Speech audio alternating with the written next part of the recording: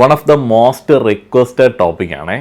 നിങ്ങളിപ്പോൾ താമസിക്കുന്ന അല്ലെങ്കിൽ കിടക്കുന്ന സ്വന്തം മുറിയിലേക്ക് ഒന്ന് നോക്കിക്കേ. ശരിക്കും ചുറ്റിനും ഒന്ന് കണ്ണോടിച്ച് നോക്കിക്കേ. നിങ്ങളൊരു മിനിമലിസ്റ്റ് ആണോ അല്ലെങ്കിൽ ആകാൻ പറ്റുമോ എന്നൊക്കെ മനസ്സിലാക്കാൻ വേണ്ടിയാണ് ഞാൻ ഇങ്ങനെ ചെയ്യാൻ പറഞ്ഞത്. അവിടെ നിങ്ങൾ സ്ഥിരം ഉപയോഗിക്കുന്ന സാധനങ്ങൾ മാത്രമാണോ ഉള്ളത്? അലമാരയിൽ കാലങ്ങളായിട്ട് എടുക്കാത്ത, പാകമാകാത്ത അല്ലെങ്കിൽ നിങ്ങൾക്ക് ഇഷ്ടപ്പെടാത്ത വസ്ത്രങ്ങൾ കാണാം. മേശവലിപ്പിൽ പഴയ ഫോണും ചാർജറും അതിൻ്റെ കേബിളും എല്ലാം കൂടെ കുരുങ്ങി കിടപ്പുണ്ടാകും. 3-4 ബാഗുകൾ ഉണ്ടാകും. റൂമിലോ സിറ്റ് ഔട്ടിലോ ഉപയോഗിക്കാൻ കൊള്ളാത്ത സ്റ്റുഡിയോ മാക്സ് വെബ്സൈറ്റിൽ നിന്നൊക്കെ വാങ്ങിച്ച പ്ലാസ്റ്റിക് ചെരുപ്പുകൾ കാണും. പഴയ കണ്ണടകൾ, കുറെ അനാവശ്യ മേക്കപ്പ് സാധനങ്ങൾ, ഇടയ്ക്ക് വാങ്ങിയ അലങ്കാര വസ്തുക്കൾ പൊടി പിടിച്ചിരിക്കുന്നത്, വായിക്കാൻ വാങ്ങിയത് എന്നാൽ വായിക്കാത്ത കുറേയധികം പുസ്തകങ്ങൾ, അങ്ങനെ കുറെ എന്തെല്ലാമോ സാധനങ്ങൾ അവിടെ ഇവിടെയൊക്കെ കാണും. ഓരോ പൊട്ടും പൊടിയും എടുത്ത് ഇങ്ങനെ കൂട്ടി നോക്കിയാൽ, അതിന്റെ വില കൂട്ടി നോക്കിയാൽ 10,000 ഈസി ആയിട്ട് നിങ്ങളുടെ കണക്കിലേക്ക് വരും. ഇപ്പോൾ നിങ്ങൾ വിചാരിക്കും മിനിമലിസം എന്നാൽ പിശുക്കാണോ? അല്ല, പണത്തിലെ മിനിമലിസത്തിന് വലിയ റോളൊന്നുമില്ല, എന്നാലും റോളുണ്ട്. മിനിമലിസം ഒരു ജീവിതചര്യയാണ്. നമ്മൾ കുറേ പേർ ലോൺ എടുത്ത് പണ്ടാരടങ്ങി EMI അടയ്ക്കാനായിട്ട് തികയാതെ വരുന്ന സമയത്തൊക്കെയാണ് മിനിമലിസത്തെ കുറിച്ചിട്ട് ചിന്തിക്കുന്നത്. പക്ഷെ മിനിമലിസം വേറെ ഒരു ലീഗാണ്. സാമ്പത്തികമായിട്ടുള്ള ചില വശങ്ങളുണ്ട് കേട്ടോ. ചില ആളുകൾക്ക് ചെലവുകൾ ഇങ്ങനെ കൂടി ആകെ മൊത്തത്തിൽ പിടിവിട്ട് നിൽക്കുന്ന സമയത്തായിരിക്കും ഈ ഒരു ടോപ്പിക്കിലേക്ക് വന്നത്. അങ്ങനെയുള്ള ആളുകൾക്ക് ഉപകാരപ്പെടുന്ന കാര്യങ്ങൾ ഞാൻ പറയാം. പിന്നെ വീഡിയോയ്ക്ക് ഒരു സ്പോൺസർ ഉണ്ട് കേട്ടോ. ഇത്തരത്തിലുള്ള ടോപ്പിക്കൊന്നും യൂട്യൂബിൽ അങ്ങനെ സാമ്പത്തികമായിട്ട് വർക്ക് ആവാറില്ല. സ്പോൺസേഴ്സ് ആണ് ഇങ്ങനെയുള്ള ടോപ്പിക്കുകൾ എത്തിക്കാൻ വേണ്ടി നമ്മളെ സഹായിക്കുന്നത്. ടോപ്പിക്കിലേക്ക് വരാം. നിങ്ങളൊന്ന് സങ്കല്പിച്ച് നോക്കിക്കേ. വളരെ ക്ലീൻ ആയിട്ടുള്ള പേസ്റ്റൽ കളറിലൊക്കെ ഉള്ള ഒരു എസ്തെറ്റിക് മുറി. അവിടെ അനാവശ്യമായിട്ടുള്ള സാധനങ്ങളൊന്നുമില്ല. നല്ലൊരു കിടക്ക, നല്ലൊരു കട്ടിൽ, അതിൽ നല്ലൊരു മെത്ത, നല്ലൊരു ബെഡ്ഷീറ്റ് വിരിച്ചിരിക്കുന്നു.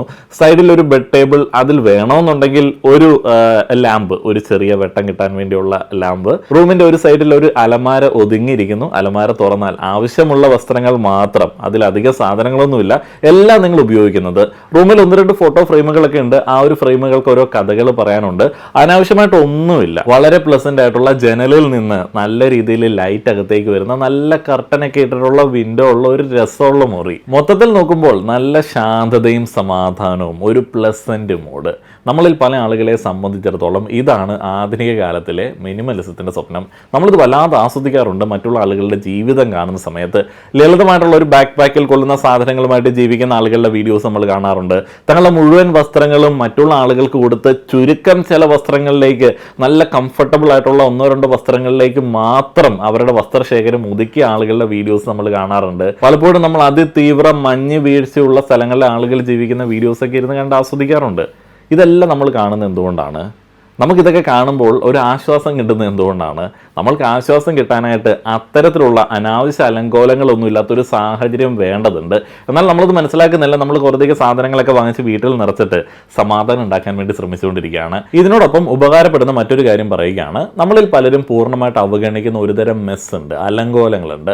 അതാണ് സാമ്പത്തിക അലങ്കോലങ്ങൾ. റൂമിലെ അനാവശ്യ വസ്തുക്കൾ നിങ്ങളുടെ ഊർജ്ജം ചോർത്തിക്കളയുന്നത് പോലെ സാമ്പത്തികമായിട്ടുള്ള ചിന്നിച്ചിതറലുകൾ നിങ്ങളുടെ മനസ്സമാധാനം കെടുത്തിക്കളയുന്നു. ഇതൊരു ചെറിയ ചോദ്യത്തിൽ നിന്നാണ് ആരംഭിക്കുന്നത്. നിങ്ങളുടെ അക്കൗണ്ടിൽ എത്ര രൂപയുണ്ട് എന്ന് നിങ്ങൾക്കറിയാമായിരിക്കും. എന്നാൽ നിങ്ങളുടെ യഥാർത്ഥ ആസ്തി എത്രയുണ്ട് എന്ന് നിങ്ങൾക്കറിയാവോ? നിങ്ങളുടെ ശമ്പളം ഒരു അക്കൗണ്ടിലേക്ക് വരുന്നു, നിക്ഷേപങ്ങൾ മറ്റൊരു അക്കൗണ്ടിലൂടെ നടക്കുന്നു, ദിവസേനയുള്ള ചെറിയ ചെലവുകൾ വേറൊരു അക്കൗണ്ടിൽ നിന്നാണ്. ഇത് കാരണം നിങ്ങളുടെ പണത്തിന്റെ പൂർണ്ണ ചിത്രം നിങ്ങൾക്ക് ഒരിക്കലും കാണാനായിട്ട് കഴിയുന്നില്ല. ഇവിടെയാണ് ജമ്പ് നിങ്ങളുടെ സഹായത്തിനെത്തുന്നത്. ജമ്പ് ഉപയോഗിച്ച് നിങ്ങളുടെ എല്ലാ ബാങ്ക് അക്കൗണ്ടുകളും ഒരൊറ്റ പ്ലാറ്റ്ഫോമിൽ ബന്ധിപ്പിക്കാൻ സാധിക്കുന്നു. വിവിധ അക്കൗണ്ടുകളിലായുള്ള നിങ്ങളുടെ ആകെ പണം, നിങ്ങളുടെ ചെലവ് ശീലങ്ങൾ, സേവിങ്സ് ശീലങ്ങൾ, നിങ്ങളുടെ യഥാർത്ഥ ആസ്തി എന്നിവയെക്കുറിച്ചുള്ള വ്യക്തമായിട്ടുള്ള ഒരൊറ്റ ചിത്രം ഇതിലൂടെ നിങ്ങൾക്ക് ലഭിക്കുന്നു. ഇത് നിങ്ങളുടെ സാമ്പത്തിക കാര്യങ്ങളിൽ പൂർണ്ണ വ്യക്തതയും മിനിമലിസവും കൊണ്ടുവരുന്നു. കൂടാതെ ജമ്പിൽ നേരിട്ട് നിർമ്മിച്ചിരിക്കുന്ന ഇന്ത്യയിലെ ആദ്യത്തെ വോയിസ് ടു വോയിസ് ഫിനാൻസ് കൂട്ടുകാരനായ ജയ് ഉള്ളതുകൊണ്ട് ഇത് കൈകാര്യം ചെയ്യാൻ വലിയ സ്പ്രെഡ്ഷീറ്റുകൾ നോക്കേണ്ടി വരുന്നില്ല. നിങ്ങളുടെ പണത്തെക്കുറിച്ച് ഒരു വിശ്വസ്ത സുഹൃത്തിനോടെന്ന പോലെ സംസാരിക്കാൻ കഴിയുന്ന ഒരു AI വോയിസ് കൂട്ടുകാരനാണത്. നിങ്ങളുടെ തനതായിട്ടുള്ള സാമ്പത്തിക ശീലങ്ങൾ തിരിച്ചറിഞ്ഞ് വ്യക്തിഗത പ്രതിമാസ ബഡ്ജറ്റുകൾ നിർദ്ദേശിക്കാനായിട്ട് ഇതിന് കഴിയും. ഉദാഹരണത്തിന് നിങ്ങൾക്ക് കൃത്യമായിട്ട് ഇങ്ങനെ പറയാം: ജയ്, ഈ മാസം ഫുഡ് ഡെലിവറിക്കായിട്ട് എനിക്ക് 5000 രൂപ മാത്രമേ ചെലവഴിക്കാൻ താല്പര്യമുള്ളൂ. അങ്ങനെ പറഞ്ഞാൽ നിങ്ങൾ കൂടുതൽ ചെലവഴിക്കുകയാണ് എന്നുണ്ടെങ്കിൽ കൃത്യസമയത്ത് മുന്നറിയിപ്പുകൾ നൽകി നിങ്ങളെ ട്രാക്കിൽ നിർത്താനായിട്ട് ഇത് സഹായിക്കുന്നു. കൂടുതൽ വിവരങ്ങൾക്കും ആപ്പ് ഡൗൺലോഡ് ചെയ്യുന്നതിനുമായി ഡിസ്ക്രിപ്ഷനിലെയും കമന്റ് കമൻറ്റ് ബോക്സിലെയും ലിങ്ക് പരിശോധിക്കുക. നമുക്കിതൊക്കെ കാണുമ്പോൾ ഒരു ആശ്വാസം കിട്ടുന്നത് എന്തുകൊണ്ടാണ്? നമ്മൾക്ക് ആശ്വാസം കിട്ടാനായിട്ട് അത്തരത്തിലുള്ള അനാവശ്യ അലങ്കോലങ്ങളൊന്നും ഇല്ലാത്തൊരു സാഹചര്യം വേണ്ടതുണ്ട്. എന്നാൽ നമ്മളത് മനസ്സിലാക്കുന്നില്ല. നമ്മൾ കുറേയധികം സാധനങ്ങളൊക്കെ വാങ്ങിച്ച് വീട്ടിൽ നിറച്ചിട്ട് സമാധാനം ഉണ്ടാക്കാൻ വേണ്ടി ശ്രമിച്ചുകൊണ്ടിരിക്കുകയാണ്. എന്നാൽ നമ്മളിൽ ഭൂരിപക്ഷം ആളുകൾക്കും ബഹളങ്ങളൊന്നും ഇല്ലാത്ത ഏതെങ്കിലും സാഹചര്യത്തിലാണ് സമാധാനം കണ്ടെത്താനായിട്ട് പറ്റുന്നത്. പിന്നെ ബഹളങ്ങളില്ലാത്ത സാഹചര്യത്തിൽ ഒറ്റപ്പെട്ടു പോകുന്ന സമയത്ത് നമുക്ക് വിഷമം തോന്നിയ ചില സാഹചര്യങ്ങളൊക്കെ ഉണ്ട്. അതൊക്കെ നമ്മളുടെ ഇന്റേണൽ ആയിട്ടുള്ള എന്തെങ്കിലും പ്രശ്നങ്ങളുമായി ബന്ധപ്പെട്ടുള്ളതാണ്. മൊത്തത്തിൽ മനുഷ്യരിൽ ഭൂരിഭാഗം ആളുകളും സമാധാനം ആഗ്രഹിക്കുന്ന ആളുകളാണ്. ഞാൻ ഈ പറയുന്ന മൂഡ് നിങ്ങൾക്ക് ആസ്വദിക്കാൻ പറ്റാറുണ്ട്, അങ്ങനെയുള്ള കാര്യങ്ങൾ കാണുന്ന സമയത്ത് നിങ്ങൾക്ക് ശാന്തത തോന്നാറുണ്ട് എന്നുണ്ടെങ്കിൽ മനസ്സിലാക്കുക, നിങ്ങളുടെ മനസ്സ് പ്രക്ഷുബ്ധമാണ്. ആ ഒരു പ്രക്ഷുബ്ധമായിട്ടുള്ള മനസ്സിൽ നിന്ന് നിങ്ങൾ ഒരു ബ്രേക്ക് ആഗ്രഹിക്കുന്നുണ്ട്. അപ്പം അങ്ങനെ ബ്രേക്ക് ആഗ്രഹിക്കുന്നുണ്ട് എന്നുണ്ടെങ്കിൽ ഇന്നത്തെ വീഡിയോയിൽ നിന്ന് ചെറിയ ചെറിയ ഇൻപുട്ടുകളൊക്കെ കിട്ടും. കംപ്ലീറ്റ്ലി നമ്മൾ മാറാനായിട്ട് മിനിമലിസ്റ്റ് ആവാനായിട്ടൊന്നും ശ്രമിക്കേണ്ട ആവശ്യമൊന്നുമില്ല. അതും ചിലപ്പോൾ ഒരു സ്ട്രെസ് ആയിട്ട് വരാൻ സാധ്യതയുണ്ട്. കുറച്ച് ഇൻപുട്ട് എല്ലാത്തിൽ നിന്ന് കുറച്ചൊക്കെ എടുത്തു കഴിഞ്ഞാൽ തന്നെ ബെറ്റർ ആകുമല്ലോ. ഇവിടെ വളരെ ക്ലീഷ ആയിട്ടുള്ള നിങ്ങൾ പലതവണ കേട്ടിട്ടുള്ള ഒരു കാര്യത്തെക്കുറിച്ചിട്ട് ഞാൻ വീണ്ടും ഒന്ന് പറയുകയാണ്. ആധുനിക ഉപഭോഗ സംസ്കാരത്തിന് ഈ ഒരു പ്രക്ഷുബ്ധമായിട്ടുള്ള മനസ്സിലേക്ക് നമ്മളെ നയിക്കുന്നതിന് വലിയൊരു സ്വാധീനമുണ്ട്. അതിനൊരു വലിയ വെയിറ്റ് ഉണ്ട്. അത് മനസ്സിലാക്കണമെന്നുണ്ടെങ്കിൽ ബിഹേവിയറൽ സൈക്കോളജിസ്റ്റുകൾ ഹാബിറ്റ് ലൂപ്പ് ഓഫ് അക്വിസിഷൻ എന്ന് വിളിക്കുന്ന കാര്യത്തിലേക്ക് നാം ഒന്ന് വരേണ്ടതുണ്ട്. നമുക്ക് എപ്പോഴൊക്കെ ഒരു ഉത്കണ്ഠയോ ബോറടിയോ ഏകാന്തതയോ അനുഭവപ്പെടുന്നുവോ അപ്പോഴൊക്കെ നമ്മുടെ ആധുനിക ചുറ്റുപാടുകൾ നമ്മെ ഒരേ ഒരു കാര്യത്തിലേക്കാണ് അറിയാതെ ഇങ്ങനെ തള്ളിവിടുന്നത്. എന്തെങ്കിലും വാങ്ങുക, എന്തെങ്കിലും വാങ്ങിയെങ്കിൽ മാത്രമേ മൂഡ് ശരിയാവത്തുള്ളൂ. ഒരു ഉദാഹരണം പറഞ്ഞാൽ, നിങ്ങൾക്കൊരാഗ്രഹമുണ്ട് ഇനിയെങ്കിലും നല്ല ഹെൽത്തി ഫുഡ് അടുക്കളയിൽ മടി മാറ്റി വെച്ചിട്ട് കുക്ക് ചെയ്ത് കഴിക്കണം.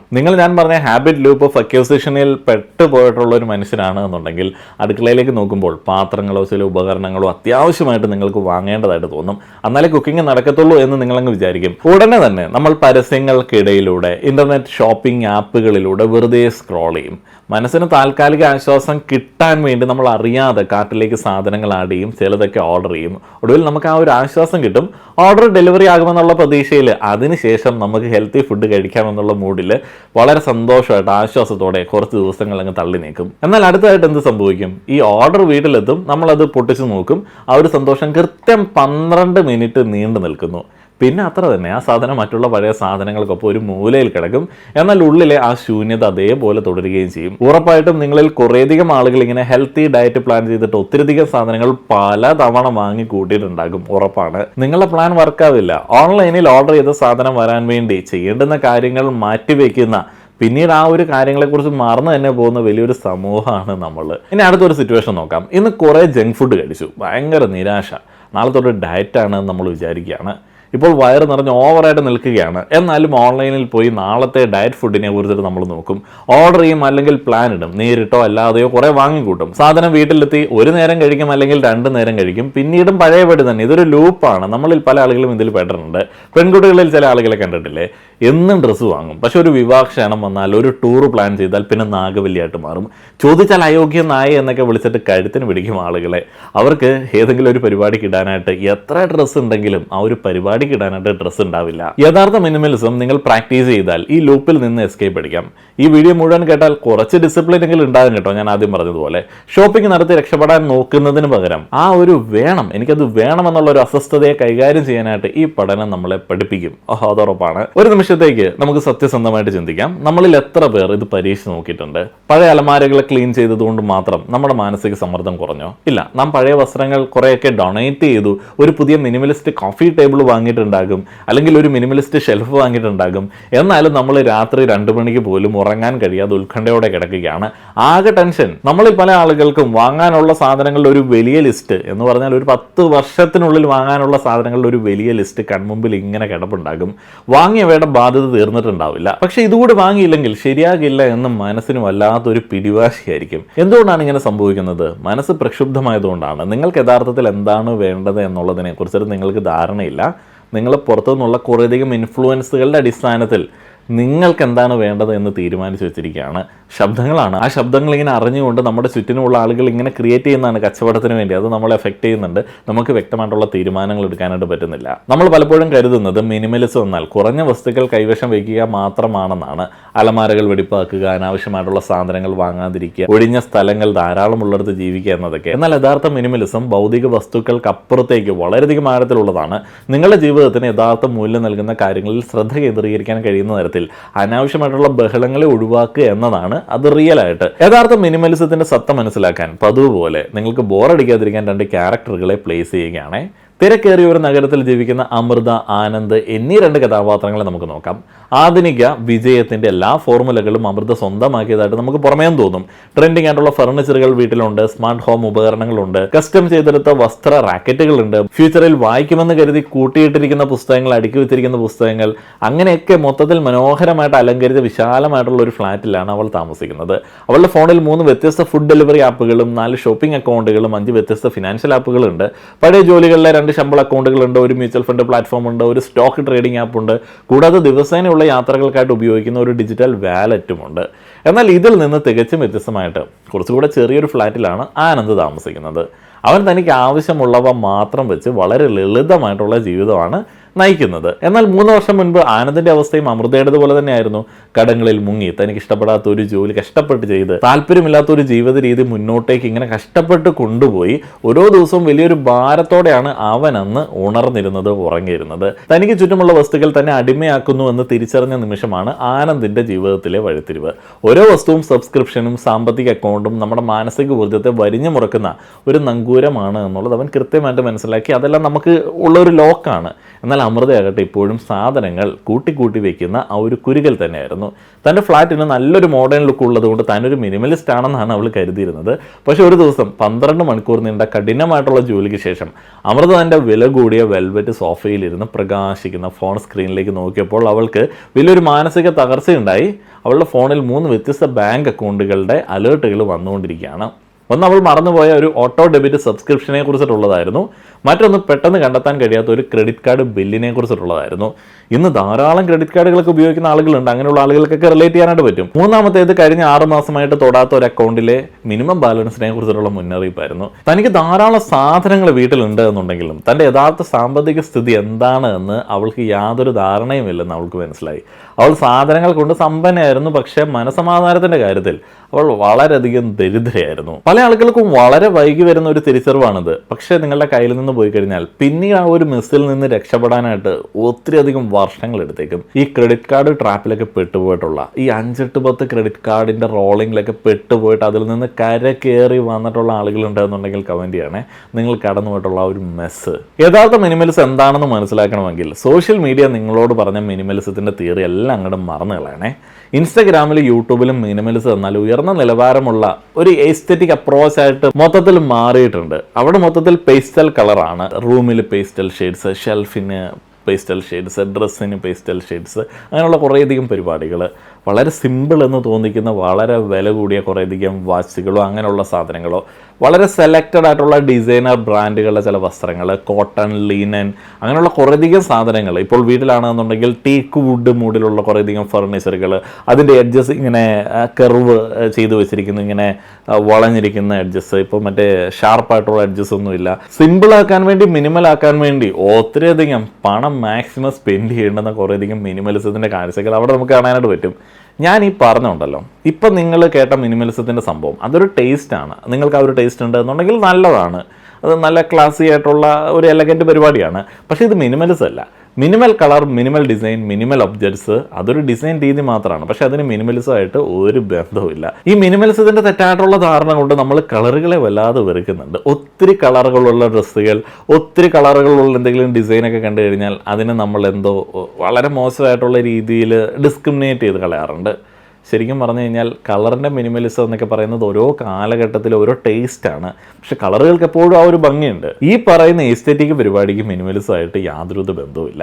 യഥാർത്ഥ മിനിമലിസം എന്നത് നിങ്ങൾ എത്ര കുറച്ച് സാധനങ്ങൾ കൈവശം വെച്ചിരിക്കുന്നു എന്നതിനെ കുറിച്ചല്ല, മറിച്ച് നിങ്ങളുടെ ജീവിതത്തിന് നിങ്ങൾ എത്രമാത്രം ഇടം നൽകുന്നു എന്നതിനെ കുറിച്ചിട്ടാണ്. അതിൻ്റെ കളറുകൾക്കോ അതിൻ്റെ ഡിസൈനുകൾക്കോ ഒരു പ്രാധാന്യമില്ല. മിനിമലിസത്തിൻ്റെ പ്രധാന തത്വശാസ്ത്രം ഇൻറ്റൻഷനാലിറ്റിയാണ്, ഉദ്ദേശശുദ്ധി. നിങ്ങളുടെ ജീവിതത്തിന് എന്താണ് അത്യാവശ്യമെന്ന് ബോധപൂർവം തീരുമാനിക്കുകയും ബാക്കിയുള്ളവയെല്ലാം ധൈര്യത്തോടെ ഒഴിവാക്കുകയും ചെയ്യുന്നതാണ് ഇതിൻ്റെ പ്രധാനപ്പെട്ട പരിപാടി. ഒരു എഴുത്തുകാരൻ തൻ്റെ പുസ്തകം എങ്ങനെയായിരിക്കും എഡിറ്റ് ചെയ്യുക ഒന്ന് ആലോചിച്ച് നോക്കിയേ. മോശമായിട്ടുള്ള ഒരു എഴുത്തുകാരൻ ആളുകളെ ഞെട്ടിക്കാൻ തനിക്കറിയാവുന്ന എല്ലാ വലിയ വാക്കുകളും ഒരു വാക്യത്തിൽ കുത്തി നിറയ്ക്കാനായിട്ട് ശ്രമിക്കും. എന്നാൽ ഒരു മികച്ച എഴുത്തുകാരൻ അനാവശ്യമായിട്ടുള്ള വാക്കുകളും പാരഗ്രാഫുകളും വെട്ടിമാറ്റി കഥയുടെ പരിശുദ്ധമായിട്ടുള്ള കാതൽ മാത്രം ബാക്കി വയ്ക്കും. നിങ്ങൾ യഥാർത്ഥ മുൻഗണനകൾ വ്യക്തമാക്കത്തക്ക രീതിയിൽ ജീവിതത്തെ എഡിറ്റ് ചെയ്തെടുക്കുക എന്നുള്ളതാണ് സിമ്പിളായി പറഞ്ഞാൽ ആ ഒരു കലയാണ് മിനിമലിസം. ആനന്ദ് തൻ്റെ ജീവിതം മാറ്റിയപ്പോൾ അവൻ തൻ്റെ ഫർണിച്ചറുകൾ വലിച്ചെറിയുകയല്ല ചെയ്തത്. പകരം അവൻ സ്വയം ഒരു പ്രധാന ചോദ്യം ചോദിച്ചു: എൻ്റെ ശ്രദ്ധ തിരിക്കുന്ന എന്ത് കാര്യമാണ് ഞാൻ ഇത്ര കാലം കൂടെ കൂട്ടിയത്? സിലിക്കൺ വാലിയുടെ തളർച്ചയിൽ നിന്നോ സ്കാൻഡിനേവിയൻ ഡിസൈൻ ശൈലികളിൽ നിന്നോ ഉണ്ടായ ഒരു ആധുനിക ട്രെൻഡ് മാത്രമാണ് മിനിമലിസം എന്നതാണ് ഇതിനെപ്പറ്റിയുള്ള ഏറ്റവും വലിയ തെറ്റിദ്ധാരണകളിലൊന്ന്. തീർച്ചയായിട്ടും അതല്ല സത്യം. മനുഷ്യർക്ക് എപ്പോഴൊക്കെ അനാവശ്യ കാര്യങ്ങൾ കാരണം അമിതഭാരം തോന്നിയിട്ടുണ്ടോ അപ്പോഴൊക്കെ അവർ മിനിമലിസത്തെ കണ്ടെത്തിയിട്ടുണ്ട്. കാരണം നമ്മുടെ ബ്രെയിൻ അമിതമായിട്ടുള്ള ഭാരത്തെ സ്വാഭാവികമായിട്ടും എതിർക്കുന്ന ഒന്നാണ്, പുറന്തള്ളാനായിട്ട് ആഗ്രഹിക്കുന്ന ഒന്നാണ്. ഞാൻ കുറച്ച് പഴയ മനുഷ്യന്മാരെ ഒന്ന് പരിചയപ്പെടുത്താവേ. ഒരു അറിവിലേക്ക് വേണ്ടി മാത്രം കേട്ടാൽ മതി.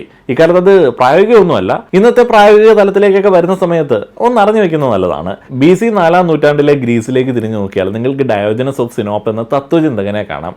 ഇന്നത്തെ ചെറിയ വീടുകളിൽ ജീവിക്കുന്നവരെ പോലും നാണിപ്പിക്കുന്ന തരത്തിലുള്ള അതികഠിനമായിട്ടുള്ള ലളിത ജീവിതമായിരുന്നു പുള്ളിക്കുണ്ടായിരുന്നത്.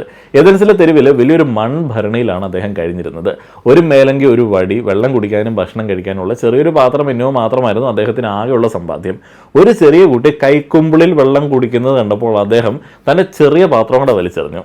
അദ്ദേഹം പറഞ്ഞു: ലളിതമായിട്ടുള്ള ജീവിതം നയിക്കുന്നതിൽ ഒരു കുട്ടി എന്നെ തോൽപ്പിച്ചിരിക്കുന്നു. ബാഹ്യലോകത്തിന്റെ സ്വാധീനങ്ങളിൽ നിന്നും ആഗ്രഹങ്ങളിൽ നിന്നും പൂർണ്ണ സ്വാതന്ത്ര്യം നേടാൻ വേണ്ടിയാണ് അദ്ദേഹം ഇങ്ങനെ ജീവിച്ചത്. ഇങ്ങനെയുള്ള കുറേ മഹാരഥന്മാരുണ്ട്. പ്രാചീന ഭാരതീയ ദർശനത്തിൽ, പ്രത്യേകിച്ച് ജൈന, ബുദ്ധ, ഹിന്ദു മതങ്ങളിൽ ഈ ആശയത്തെ അപരിഗ്രഹ എന്നാണ് വിളിക്കുന്നത്. അല്ലെങ്കിൽ സർവ്വസംഘ പരിത്യാഗി എന്നൊക്കെ നമ്മൾ കേട്ടിട്ടില്ലേ?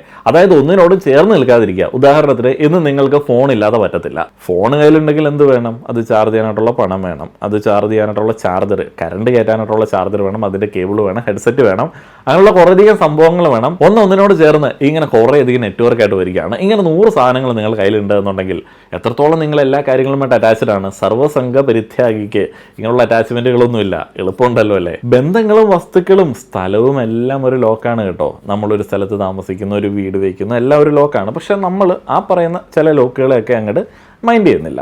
ഈ സർവ്വസംഘ പരിത്യാഗിക്ക് ഇതൊന്നും സ്വന്തമായിട്ട് ഉണ്ടാവത്തില്ല, അതുകൊണ്ട് പ്രശ്നമില്ല. അപരിഗ്രഹ എന്ന ആശയം പഠിപ്പിക്കുന്നത് ആഗ്രഹങ്ങൾ നിയന്ത്രിക്കുക എന്നാണ്. കൂടുതൽ വസ്തുക്കൾ കൂട്ടിയിടുന്നത് മാനസിക ഉത്കണ്ഠയ്ക്ക് കാരണമാകുന്നുണ്ട്. അത് നിങ്ങൾക്കറിയാവുന്ന ഒരു കാര്യമാണ്. നിങ്ങൾ ഒന്നിനെ മുറുകെ പിടിക്കുമ്പോൾ ആ വസ്തുക്കൾ തിരിച്ച് നിങ്ങളെ വരിഞ്ഞു മുറുക്കുന്നു എന്നുള്ളതാണ്. ഫോണിൻ്റെ ഒരു എക്സാമ്പിൾ ബെസ്റ്റാണ്. നിങ്ങൾ ഫോണിനോട് അത്രത്തോളം അറ്റാച്ച്ഡ് ആണെന്നുണ്ടെങ്കിൽ ഫോൺ നിങ്ങളെ ലോക്ക് ചെയ്ത് കളയും. നിങ്ങളുടെ എല്ലാ കാര്യങ്ങളിലും അത് ഇടപെടാനായിട്ട് നോക്കും. നിങ്ങളുടെ സമയത്തിലേറെയും അത് അപഹരിക്കാനായിട്ട് ശ്രമിക്കും. ഇനിയിപ്പോൾ പരമ്പരാഗത ജാപ്പനീസ് സൗന്ദര്യ ശാസ്ത്രത്തിലേക്ക് വന്നാൽ അവിടെ എന്നൊരു ഗഹനമായിട്ടുള്ള ആശയമുണ്ട്. അതായത് വസ്തുക്കൾക്ക് അർത്ഥം നൽകുന്ന അവയ്ക്കിടയിലെ ഒഴിഞ്ഞ ഇടം. പരമ്പരാഗതമായിട്ട് ഒരു ജാപ്പനീസ് ചായമുറിയിൽ ഒരൊറ്റ പൂ മാത്രം ഒരു പ്രത്യേക തണ്ടിനോടൊപ്പം വെച്ചിരിക്കുന്നത് നിങ്ങൾക്ക് കാണാൻ പറ്റും ഒരു പാത്രത്തിൽ. അവിടെ ചുറ്റും മറ്റ് അലങ്കാരങ്ങളൊന്നും ഇല്ലാത്തതുകൊണ്ട് നിങ്ങളുടെ ശ്രദ്ധ അതിലേക്ക് മാത്രം ആകർഷിക്കപ്പെടുന്നു. എന്നാൽ പാശ്ചാത്യ സംസ്കാരങ്ങൾ ഒഴിഞ്ഞ ഇടങ്ങളെ ഭയപ്പെടുന്ന ആളുകളാണ്. അവർ മീറ്റിങ്ങുകൾ കൊണ്ടും വീടുകളിലെ സാധനങ്ങൾ കൊണ്ടും ഈ പറയുന്ന ഇടങ്ങളൊക്കെ നിറയ്ക്കാൻ നോക്കുന്നു. ഒഴിഞ്ഞ ഇടം എന്നത് നിറയ്ക്കാനുള്ള ശൂന്യതയല്ല, മറിച്ച് ആസ്വദിക്കാനായിട്ടുള്ള ഒരു ക്യാൻവാസ് ആണെന്നാണ് ഈ ജാപ്പനീസ് സൗന്ദര്യ ശാസ്ത്രം പഠിപ്പിക്കുന്നത്. നിങ്ങളുടെ വീട്ടിലും മുറിയിലും ഒക്കെ ഇങ്ങനെ ഒഴിഞ്ഞ കോണുകൾ ഉണ്ട് എന്നുണ്ടെങ്കിൽ കുത്തി നിറയ്ക്കരുത്, കുറച്ച് സ്പേസ് അവിടെ ഇട്ടേക്ക്. ക്യാരക്ടർ വിട്ടു പോകരുതല്ലോ അല്ലേ?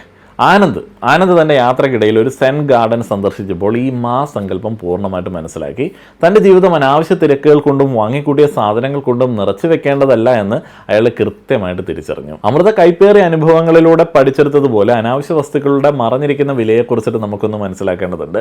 ഒരു സാധനം വാങ്ങുമ്പോൾ നമ്മൾ അതിൻ്റെ പ്രൈസ് ടാഗ് നോക്കി വില നൽകുന്നു. എന്നാൽ ആ പ്രൈസ് ടാഗ് ആ സാധനത്തിൻ്റെ യഥാർത്ഥ വിലയുടെ 20% മാത്രമാണ്. ബാക്കി 80% വരുന്നത് അതിനെ സംരക്ഷിക്കാൻ വേണ്ടി നമ്മൾ നൽകേണ്ടി വരുന്ന വിലയാണ്. അതാണ് മെയിൻ്റനൻസ് കറൻസി. ഫോണിൻ്റെ കാര്യം തന്നെ ഓർക്കുക. വെറുതെ ഫോൺ വാങ്ങിച്ചാൽ മതിയോ? ആ ഫോണുമായി ബന്ധപ്പെട്ട് എന്തൊക്കെ ചെലവുകളുണ്ട്. അങ്ങനെയുള്ള വസ്തുക്കളിൽ ഏറ്റവും കൂടുതൽ ചെലവ് അപഹരിക്കുന്ന ഒരു സംഗതിയാണ് സ്ഥലത്തിൻ്റെ ചെലവ്. ഉപയോഗിക്കാത്ത സാധനങ്ങൾ വെക്കാൻ വേണ്ടി മാത്രം നമ്മൾ നൽകേണ്ടി വരുന്ന വാടകയോ പണമോ നമുക്ക് ഇതിൻ്റെ കൂടെ അങ്ങ് കണക്കാക്കാം. മാനസിക സമ്മർദ്ദം, അലങ്കോലമായിട്ടുള്ള ഒരു മുറി കാണുമ്പോൾ ഉണ്ടാകുന്ന മടുപ്പും ആ സാധനങ്ങൾ എവിടെ വെച്ചുവെന്ന് ഓർക്കാനായിട്ടുള്ള മാനസിക ആയാസവും വലിയൊരു കഷ്ടമാണ്. ഊർജ്ജ നഷ്ടം, ചുറ്റുമുള്ള അനാവശ്യ വസ്തുക്കൾ കാരണം നമ്മുടെ ബ്രെയിൻ എപ്പോഴും ഇങ്ങനെ ക്ഷീണത്തിലായിരിക്കും. മിനിമലിസ്റ്റുകളെ കുറിച്ചിട്ടുള്ള ചില മിഥ്യാധാരണകളിലേക്ക് ഇനി വരാം. അതിൻ്റെ വസ്തുതകളും കൂടെ ഒന്ന് പരിശോധിച്ചിട്ട് പോകാം കേട്ടോ. അതിലൊന്നാമത്തെ ഒരു മിഥ്യയാണ് മിനിമലിസ്റ്റുകൾ പൂർണ്ണമായിട്ടും ഒഴിഞ്ഞ് യാതൊരുവിധ അലങ്കാരവും ഇല്ലാത്ത വീടുകളിലാണ് ജീവിക്കുന്നത്. വസ്തുത എന്തെന്നാൽ അതൊരു ഡെൻ്റൽ ക്ലിനിക്ക് പോലെ വീട് മാറ്റുന്നതല്ല, മറിച്ച് നിങ്ങൾക്ക് യഥാർത്ഥ സന്തോഷം തരുന്ന കാര്യങ്ങളെ മാത്രം നിലനിർത്തുന്നതാണ്. രണ്ടാമത്തെ മിഥ്യ, മിനിമലിസം എന്നാൽ നിങ്ങൾക്ക് പണക്കാരനാകാനോ നല്ല സാധനങ്ങൾ വാങ്ങാനോ കഴിയുന്നില്ലെന്നാണ് അർത്ഥം. വസ്തുത എന്താണെന്ന് വെച്ചാൽ മിനിമലിസം പണം ബോധപൂർവം വിനിയോഗിക്കുന്നതിനെ കുറിച്ചിട്ടാണ് സംസാരിക്കുന്നത്.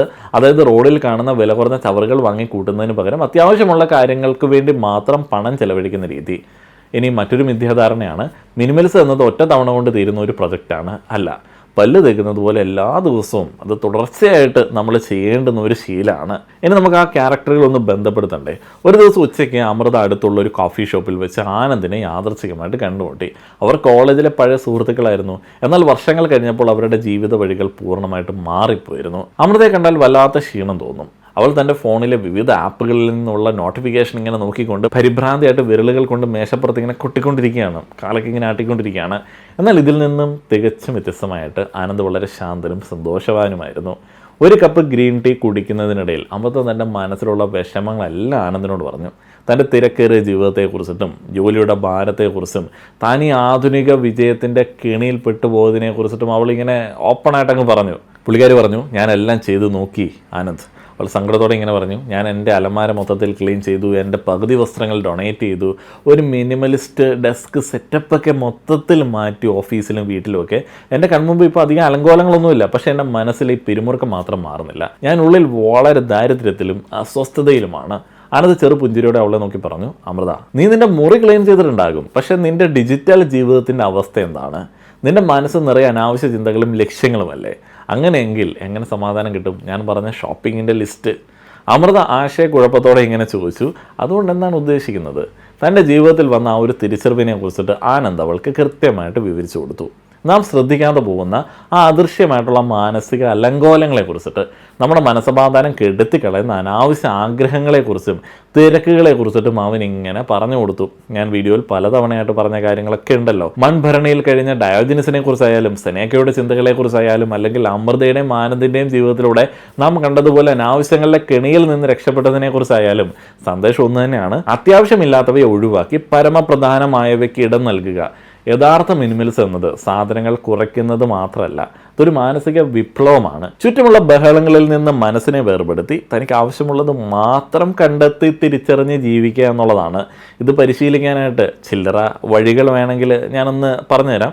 ഞാനിതെല്ലാം ചെറിയ രീതിയിൽ ട്രൈ ചെയ്യുന്നു എന്നുള്ളതേ ഉള്ളൂ. ഞാനൊരു മിനിമലിസ്റ്റ് അല്ല കേട്ടോ പൂർണ്ണമായിട്ടും. ഇതിനെ കൃത്യമായിട്ട് മനസ്സിലാക്കി കഴിഞ്ഞാൽ നമ്മളുടെ അപ്രോച്ചുകളിൽ ഇത് കൃത്യമായിട്ട് വന്നോളും. ഞാനതിന് അനുഭവസ്ഥനാണ്, ഒത്തിരിയധികം റിലീഫ് കിട്ടിയിട്ടുണ്ട്. ഒന്നാമത് നിങ്ങൾ ചെയ്യേണ്ടത് ഒരു മെൻ്റൽ ഓഡിറ്റ് ആണ്, മാനസികമായിട്ടുള്ള വിശകലനം എന്ന് പറയും. നിങ്ങളുടെ അനുദിന ചിന്തകളിൽ എന്താണ് നിങ്ങളെ ഏറ്റവും അധികം തളർത്തുന്നത് എന്ന് തിരിച്ചറിയുക. അതൊരു പേപ്പറിലങ്ങ് എഴുതിക്കേ. അതിൽ തീർത്തും ഉപകാരമില്ലാത്തവയെ കൃത്യമായിട്ട് തിരിച്ചറിയുക, പ്രയോറിറ്റൈസ് ചെയ്യുക. ആളുകൾ പഴയ കാമുകൻ്റെയോ കാമുകിയുടെയൊക്കെ ഫോട്ടോ കത്തിച്ച് ഒഴിവാക്കുന്നത് നിങ്ങൾ കണ്ടിട്ടില്ലേ? അതേപോലെ വേണമെന്നുണ്ടെങ്കിൽ ഏറ്റവും നിങ്ങളെ ബുദ്ധിമുട്ടിക്കുന്ന, നിങ്ങൾക്ക് ഒരു ഉപകാരമില്ലാത്ത നിങ്ങളുടെ ചിന്തകൾ എഴുതി ആ ഒരു പേപ്പർ വേണേൽ കത്തിച്ച് കളഞ്ഞുകൊള്ളുക. ഇനി അടുത്തതായിട്ട്, മറ്റുള്ള ആളുകളെ കാണിക്കാൻ വേണ്ടിയുള്ള കാര്യങ്ങൾക്ക് വേണ്ടിയാണോ നമ്മളിങ്ങനെ കുറേയധികം ആഗ്രഹങ്ങൾ ഉണ്ടാക്കി വെച്ചിരിക്കുന്നത് എന്നുള്ളതിനെ കുറിച്ചിട്ട് ആലോചിക്കുക. അത് കംപ്ലീറ്റ്ലി അവോയ്ഡ് ചെയ്യുക. ആരെയും തൃപ്തിപ്പെടുത്തിയിട്ട് നമുക്ക് മുന്നോട്ട് പോകാൻ പറ്റത്തില്ല. മനുഷ്യൻ, നിങ്ങളുടെ ചുറ്റുപാടുമുള്ള കാഴ്ചക്കാർ നിങ്ങൾ എന്ത് കാണിച്ചാലും തൃപ്തിയിലേക്ക് വരില്ല. അവർ വീണ്ടും വീണ്ടും ഇങ്ങനെ ഓരോന്ന് എക്സ്പെക്റ്റ് ചെയ്തുകൊണ്ടിരിക്കും. നിങ്ങളുടെ നാശം ആഗ്രഹിക്കും, നിങ്ങളുടെ വിജയത്തിന് വേണ്ടി ആഗ്രഹിക്കുന്നുണ്ട് എന്ന് അഭിനയിക്കും. അതുകൊണ്ട് അവരെ മൈൻഡ് ചെയ്യാതെ നിങ്ങൾക്ക് എന്താണോ വേണ്ടത് ആ ഒരു മൂഡ് പിടിക്കണതാണ് ഏറ്റവും സേഫ്. അതുകൊണ്ട് തന്നെ ആഗ്രഹങ്ങൾക്ക് മേൽ നിയന്ത്രണം വേണം. Mindful desires. എന്തെങ്കിലും വാങ്ങാൻ തോന്നുമ്പോൾ അത് ശരിക്കും നിങ്ങൾക്ക് ആവശ്യമാണോ അതോ താൽക്കാലികമായിട്ടുള്ള തോന്നൽ മാത്രമാണോ എന്ന് സ്വയം ചോദിക്കുക. പണച്ചെലവ് കൂടുതലുള്ള ഒരു സാധനം വാങ്ങാൻ തീരുമാനിച്ചാൽ 24 മണിക്കൂർ മുതൽ 48 മണിക്കൂർ വരെ വെയിറ്റ് ചെയ്തിട്ട് വാങ്ങാൻ ശ്രമിക്കുക. അടുത്തത്, മുൻഗണനകൾ നിശ്ചയിക്കുക. Setting priorities. നിങ്ങളുടെ കുടുംബം, ആരോഗ്യം, ആത്മാഭിമാനം എന്നിവയ്ക്ക് മാത്രം ജീവിതത്തിൽ മുൻഗണന നൽകുക. ഞാൻ മുന്നേ പറഞ്ഞതുപോലെ നിങ്ങൾ പ്രയോറിറ്റി അല്ലാത്ത മറ്റുള്ളവരുടെ കാര്യങ്ങളിൽ ഇടപെടുന്നത് സമയം ബ്ലോക്കായിട്ട് കാണുന്ന ആളുകളെ മൈൻഡ് ചെയ്യേണ്ട. സമൂഹത്തെ ബോധിപ്പിക്കാൻ വേണ്ടി മാത്രം ഒന്നും ചെയ്യേണ്ടതില്ല. ഇനി നാം എന്തിനാണ് ഈ മിനിമലിസം പരിശീലിക്കേണ്ടത്? അതിൻ്റെ ഉത്തരം വളരെ ലളിതമാണ്. നമുക്ക് നമ്മുടെ നഷ്ടപ്പെട്ട സ്വസ്ഥതയും സമാധാനവും തിരിച്ചു പിടിക്കാൻ വേണ്ടിയാണ്. പൂർണ്ണമായിട്ട് ഒരു മിനിമലിസ്റ്റ് ആവുക എന്നത് വലിയൊരു ടാസ്ക്കാണ്. അതുകൊണ്ട് അറിഞ്ഞു വെക്കുക, ചെറുതായിട്ട് പരിശീലിക്കുക. അടിമുടി മാറ്റമൊന്നും വേണ്ടെന്നേ. കുറച്ചൊക്കെ അവിടെയും ഇവിടെയൊക്കെ ആയിട്ട് ഇങ്ങനെ ശരിയാക്കി വരുമ്പോൾ തന്നെ ഒരു സുഖം സ്വാഭാവികമായിട്ടും കിട്ടും.